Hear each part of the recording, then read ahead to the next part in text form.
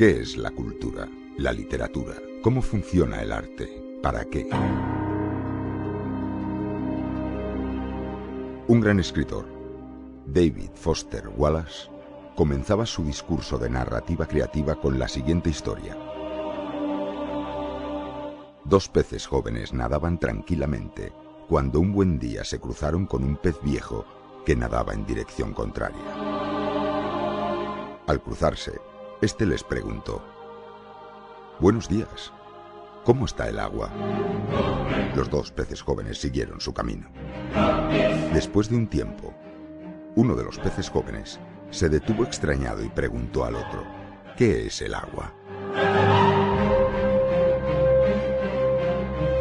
En esta próxima media hora explicaremos cómo todo lo que compone nuestro estímulo vital es en ocasiones ignorado, pero indispensable para vivir.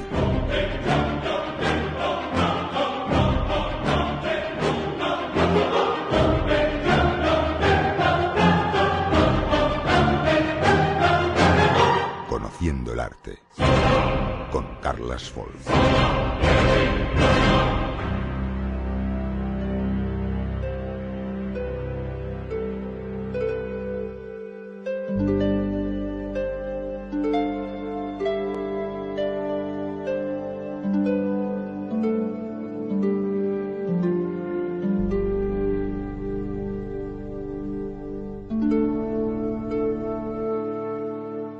Aquí nuevamente con una sección que también vuelve de vacaciones, conociendo el arte. Carlas Folch, buenas tardes. ¿Qué tal? Buenas tardes. Como siempre, es un placer tenerte aquí de vuelta. El placer es mío. Para hablar de un personaje del que yo tengo un profundo desconocimiento y tengo mucha curiosidad porque me has mandado información. Marta dijo que le gustaba mucho. Edward Hopper. ¿Quién es este hombre? Edward Hopper, pues es quizás uno de los pintores americanos más conocidos, no sé si bien o mal conocidos. Yo creo que de alguna manera se ha identificado Edward Hopper con la esencia de lo americano, ¿no? Seguramente alguno de sus cuadros se ha hecho tan famoso que podemos ver en cualquier lado, incluso con personajes cambiados. Básicamente hay dos cuadros muy conocidos de él. Uno es la casa cerca de la vía de tren, que la utilizó Hitchcock para la película Psicosis. No tienen ninguna relación, pero fue una casa que tenía un cierto aire siniestro y Hitchcock le acabó de rematar, a pesar de que la idea de Hopper era muy diferente. Y después hay otro cuadro que son Los Noctámbulos, en que se ha repetido hasta la saciedad. Yo creo que hasta se ha perdido un poco lo que es la esencia del cuadro. Y dentro es muy tarde por la noche, entonces dentro hay varias personas comiendo, ¿no? Una especie de after hours americano de Greenwich Village, y yo creo que lo he visto desde con los Simpson hasta con el Bugs Bunny, todos metidos ahí dentro. Y bueno, supongo que esto es una forma de demostrar lo conocido que de alguna manera se ha hecho Hopper a pesar suyo, porque la persona, Edward Hopper persona, era una persona muy cerrada, muy tímida, muy introspectiva, y que el éxito le llegó muy tarde en la vida, con lo cual tampoco nunca se lo acabó de creer, y a pesar de que incluso fue muy respetado por todo lo que es el expresionismo abstracto americano, que es el William de Killings, Pollock o Rothko, pues él se quedó un poco al margen de todo lo que son las corrientes. De alguna forma él siempre pretendió ser él mismo y una persona absolutamente individualista. Perdona, Marta, que te corte un momento porque se me ha olvidado recomendar a la gente que si tiene la oportunidad de conectarse a internet mientras escucha la sección, tenemos una serie de cuadros en seguramente estarán también en la página web www.losmisterionosmiran.com, sino en nuestro perfil de Facebook, buscando Los Misterios Nos Miran. En el álbum de fotos tenemos un álbum que se llama Conociendo el Arte, Edward Hopper, un pintor solitario, le he titulado yo. Y ahí hay 6 cuadros que iremos comentando a lo largo de la sección, para que la gente los tenga en cuenta y cuando sea el momento que los pueda ver, interactuar un poco con ellos. Marta.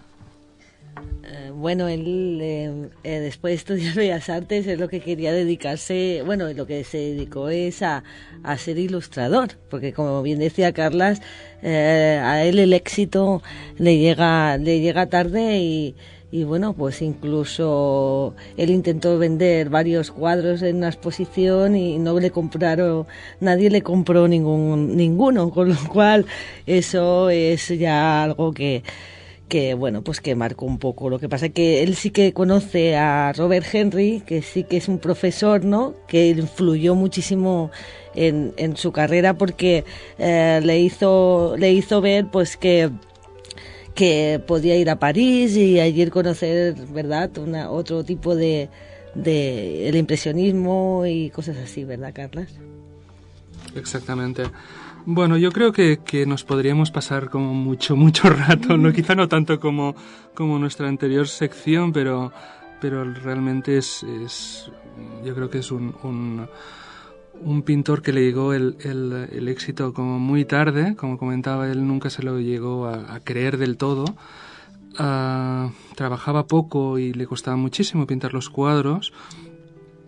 Pero básicamente yo me gustaría centrarme solamente en algunos de los puntos que lo pueden hacer único, y a partir de aquí, y viendo los cuadros que hemos colgado en el blog, la gente puede hacerse un poco cargo de lo que ha sido, de lo que fue este pintor.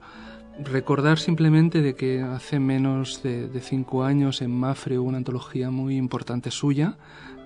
Ha costado mucho hacer antologías porque los cuadros estaban muy repartidos entre Chicago y Nueva York. Él nunca se movió del apartamento que compraron con su mujer en el sur de Manhattan, en Greenwich Village, y después se hicieron una pequeña casita cuando a los 40 comenzó a poder vivir del arte, y se compraron un pequeño terreno y se construyeron una casa en Cape Cod, en la parte, digamos, veraniega, y lo que ahora es la parte de la gente súper rica de los Estados Unidos, que está justo al lado de los Hampton.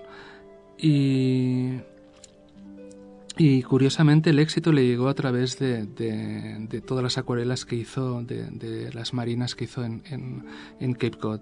Yo te quería preguntar, Carlas, comentas que el estilo artístico de él era el expresionismo abstracto. Me ha parecido entender cuál era su estilo entonces. Su estilo, él lo que te decía, él siempre fue un poco por libre, ¿no? Él en su periodo de formación, él digamos que al principio de su vida no pudo trabajar como pintor y no se ganó la vida, con lo cual entró en una de estas revistas clásicas de la época, estilo Life, donde se ilustraba y al final acababa pintando de forma rápida lo que le mandaban. Y entonces él tuvo un periodo de formación en Francia que acabó conociendo, a pesar de que él dijo que le habían influido relativamente poco, todo lo que son impresionistas. Un poco, si recordáis lo que hablábamos en su momento sobre los impresionistas, podemos decir que rompen con las academias anteriores francesas y crean lo que es la secesión, ¿no? Lo que es Hopper respecto a Francia, respecto a este movimiento pictórico, es la asunción americana de una nueva tradición. Él realmente se vio influido en gran manera por todos los vientos que soplaban en París. Él estuvo 3 veces y entonces creó un estilo propio, a pesar de que se vio grandemente influido por todo lo que era la luz. Y si os recordáis el ojo óptico que hablábamos, ¿no? Son los contrastes de colores, el tipo de la luz, las impresiones, el pintar los paisajes, y él se quedó a medio camino.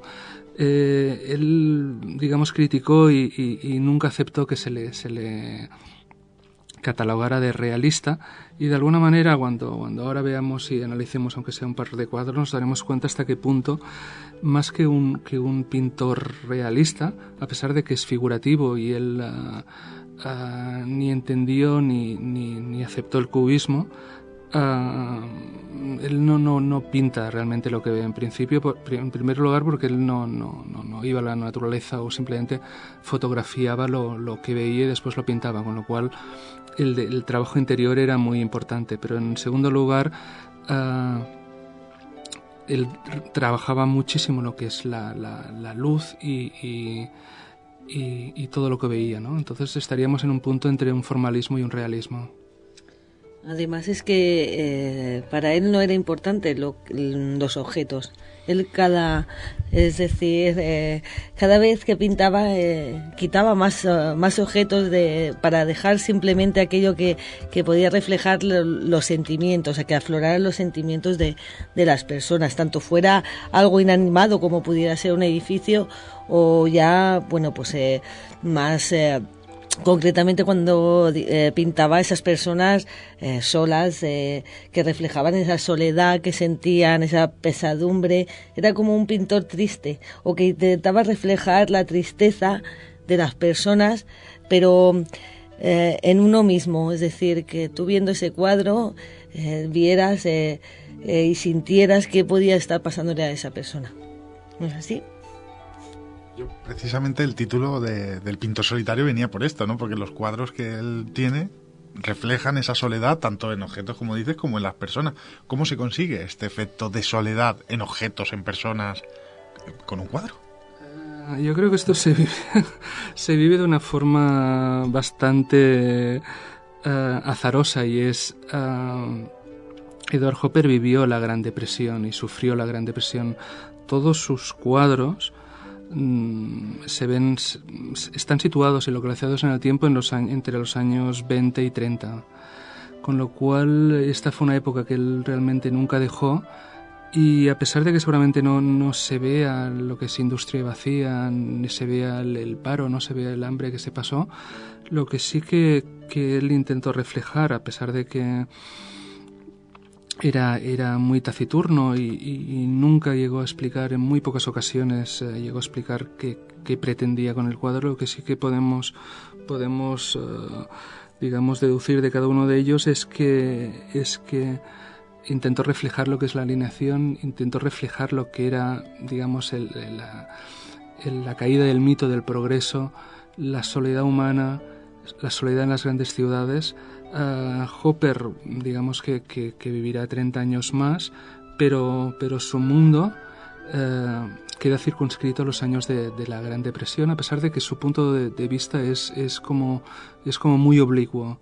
De alguna manera, si recordamos, o si podemos tener un cuadro de Degas, veremos que los puntos de vista y los puntos de fuga que él utiliza son muy fotográficos y muy degasianos, pero y los motivos también son unos motivos, digamos, como muy personales y muy disfrazados.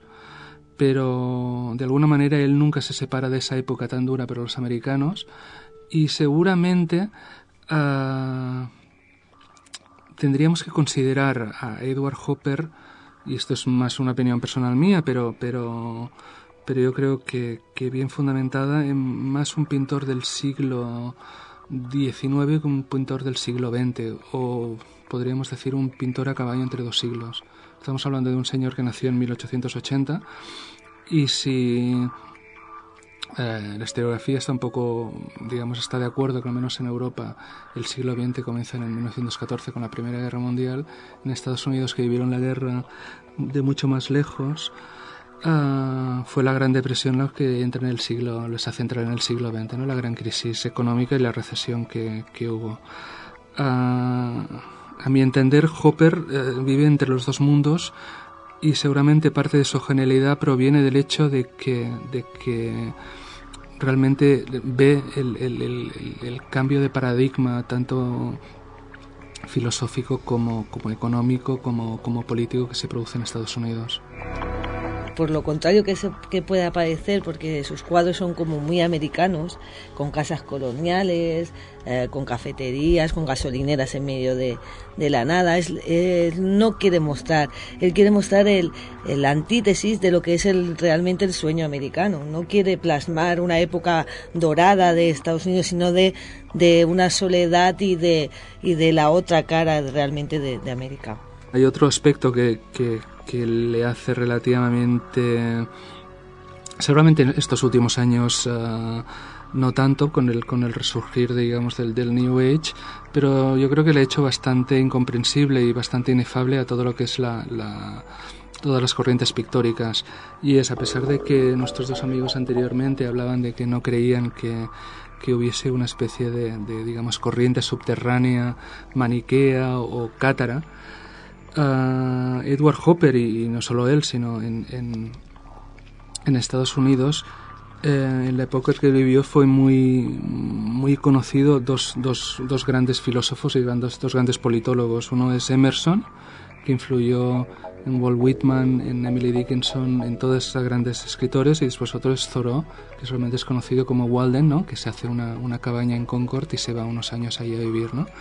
Estos dos escritores, que más que escritores eran teólogos seglares, crearon, antes de la Guerra Civil, estamos hablando de 1800, a principios de 1800, una corriente, digamos, religiosa, pietista, conocida como el trascendentalismo. Y el trascendentalismo, si lo leemos y buscamos simplemente la cita en Wikipedia, veremos que se parece muy mucho a todo lo que es tanto gnosis como catarismo, ¿no? Y es una crisis económica y religiosa en su momento, una crítica al estamento religioso, una búsqueda de la trascendencia a nivel personal, una búsqueda religiosa a partir de uno mismo, y después el punto de ser repositario de una luz, que es lo que hablaban los gnósticos, y un punto en común con el universo, es lo que Emerson fomentaba. Estamos hablando de un teólogo seglar de la Universidad de Harvard, que en su momento lo tuvo complicado. Nunca nadie es profeta en su tierra, pero a nivel de Estados Unidos llegó a tener un predicamento enorme, y por ejemplo lo que es Harold Bloom, en su libro de la religión americana, acaba reconociendo de que esta impronta de individualismo, de búsqueda personal, está dentro de la religión americana, ¿no? que es digamos, por un lado calvinista, pero por otro lado es insurgente o subversiva. Por eso, de alguna manera, todas estas mormones, cátaros van a Estados Unidos como parte de su liberación, ¿no? Esto, que de alguna manera puede quedar muy bien o ser incomprensible, si miramos alguno de sus cuadros, como por ejemplo varios de los cuadros que hemos colgado, uno de los cuales es una mujer mirando la ventana como entra la luz, quizá después de lo que he comentado pueda ser un poquito más entendible, ¿no? Realmente es extraño. Yo creo que al menos lo que es para mí personalmente Hopper, digamos que está dentro del panteón de mis pintores favoritos. Por un lado tiene un magnetismo evidente, que es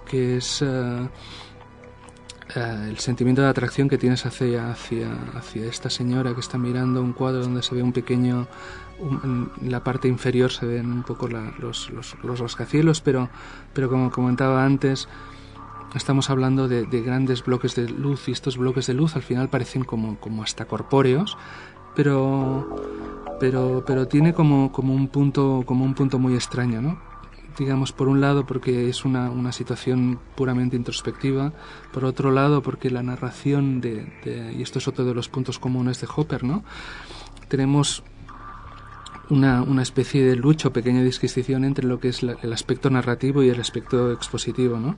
Son cuadros donde vemos que va a suceder algo, que ha sucedido, pero nos cuesta mucho entrar. Para mí, y esto es un aspecto absolutamente personal, tienen un punto de magnetismo importante. Yo creo que alguno de sus cuadros, como el que hablábamos de los noctámbulos, y se ha hecho tan conocido es porque lo que siempre comento, ¿no? De que más allá de que puedas, digamos, entender qué es lo que está ocurriendo, hay un placer estético importante y una atracción, ¿no? De que algo te guste, ¿no?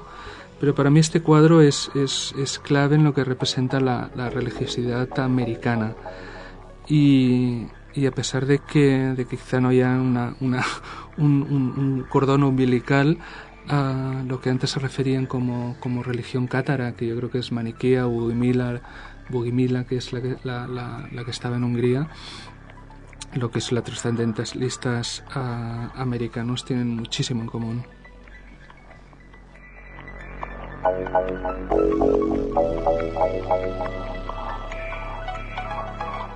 Además de cuadros, también Edward Hopper era un filósofo, ¿no? Porque tenía citas interesantes que son algunas de las que me has pasado, y si quieres comentar tú mismo cuál es la más interesante o por qué estas en concreto.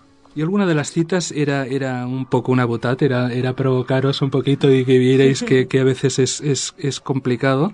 En principio los pintores, y menos en casos muy determinados, escriben poco, y escriben poco porque al final lo que intentan plasmar, yo no creo que esté más allá de las palabras, pero están utilizando otro medio artístico que es ese.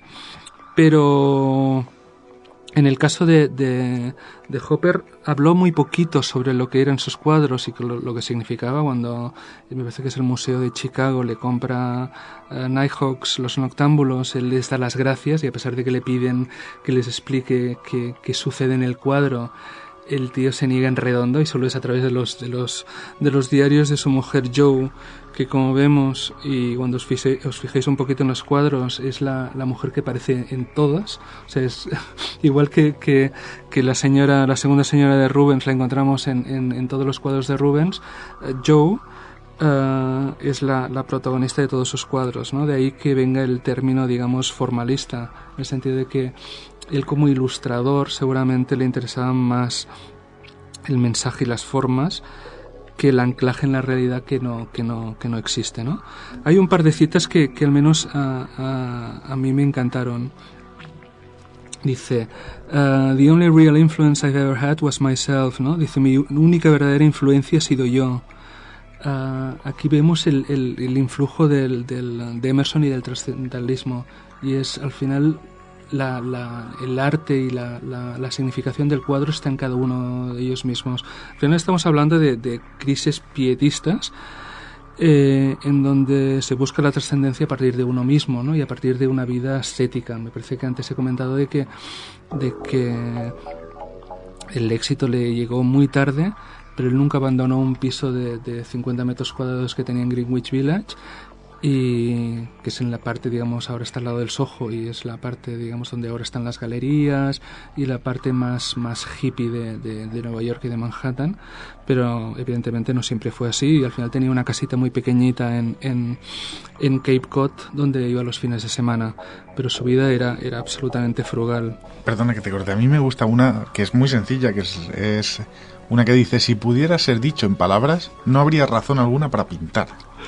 Aquí está otro de los ejemplos que yo creo que alguna vez hemos tocado, y es la diferencia, o para mí la gran diferencia entre lo que se está haciendo hoy en día, tanto a nivel artístico, que es lo que llamaríamos el posmodernismo, viene por la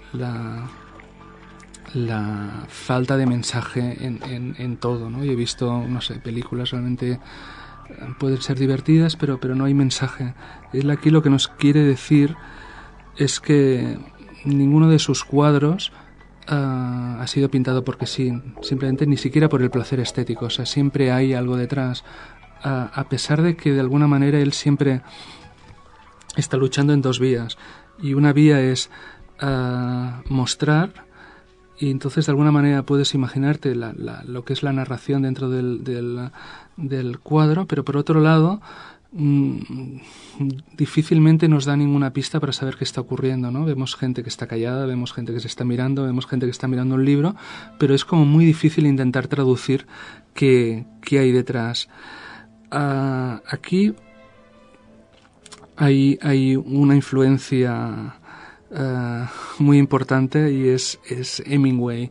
Nosotros lo conocemos, y seguramente en Europa es más conocido como escritor de novelas, pero en Estados Unidos, y la razón por la cual le dieron el Nobel de literatura fue por los cuentos. Difícilmente vamos a encontrar a alguien que haya escrito cuentos tan buenos como los suyos, y cualquiera de ellos estaría entre los mejores que se han escrito en todos los tiempos. Esto es un estilo muy americano, muy sudamericano y muy poco español, y seguramente tiene más relación con todo lo que son las revistas literarias, que siguen vendiéndose mucho. Hay un cuento que está en la antología de la mejor literatura universal, que se llama Los asesinos. Hopper de alguna manera intenta trasladar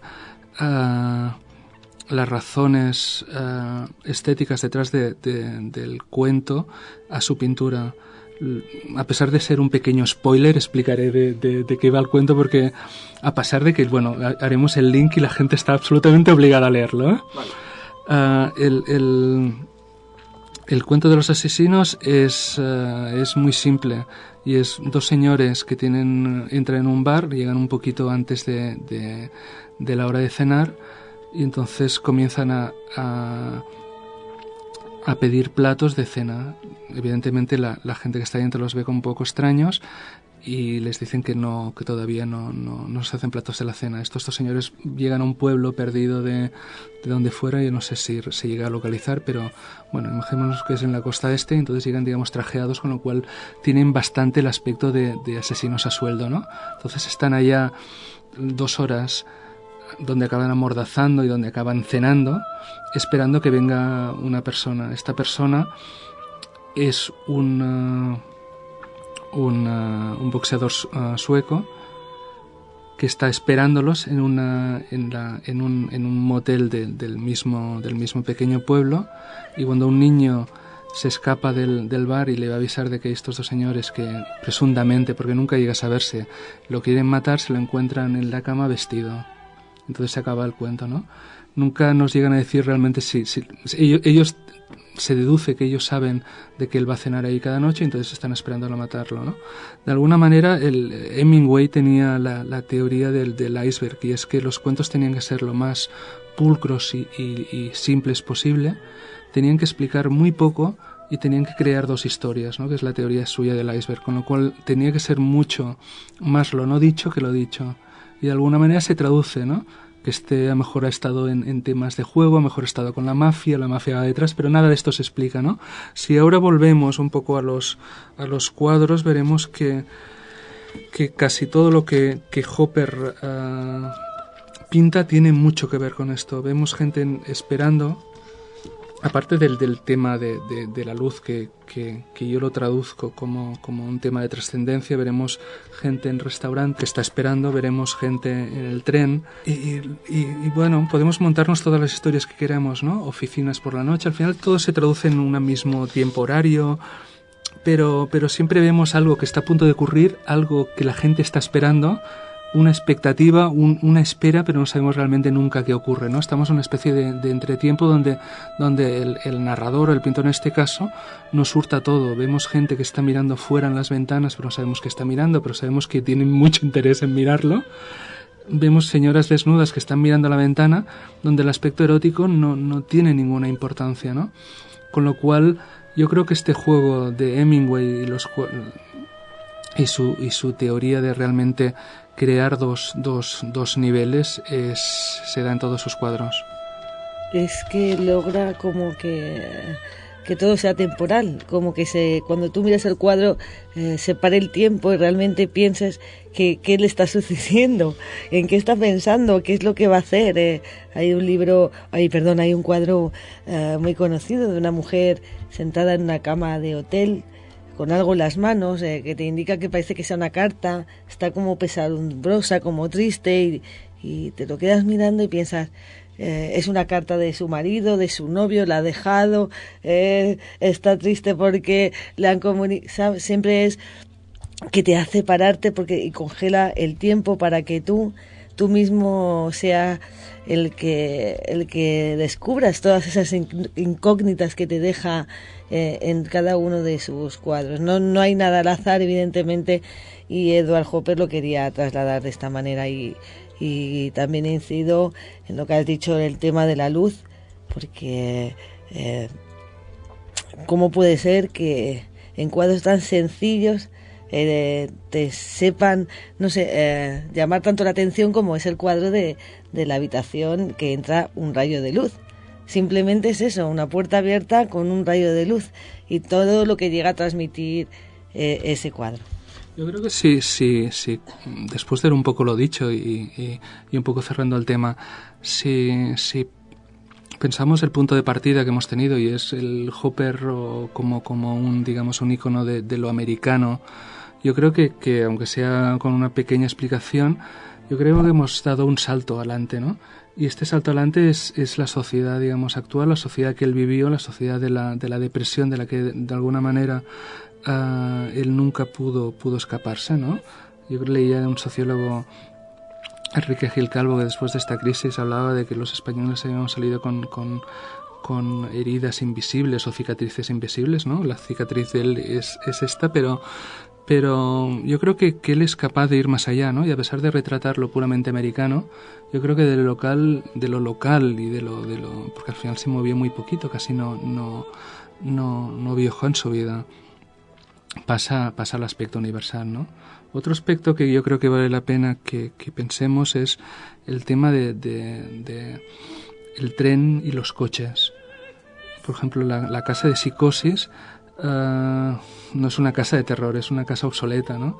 El tren pasa por delante, igual que vemos, por ejemplo, en las autopistas o en las rondas de cualquier ciudad que la rodean, ¿no? Edificios justo al lado de una autopista, ¿no? La traslación es esa. Muchos de los puntos en segundo plano de las montañas también tienen mucho que ver con lo que es el driving season, ¿no? El Sunday driving que tienen los americanos, ¿no? Que se cogen el domingo y a partir seguramente de la construcción del Forte, que él tuvo uno de ellos, pues cogían el coche y los domingos se iban a hacer, ¿no? Y muchos de los cuadros que están, los puntos de fuga y los puntos de vista son puntos de vista desde el coche, ¿no? De ahí la simplificación y los puntos de luz que él retrata.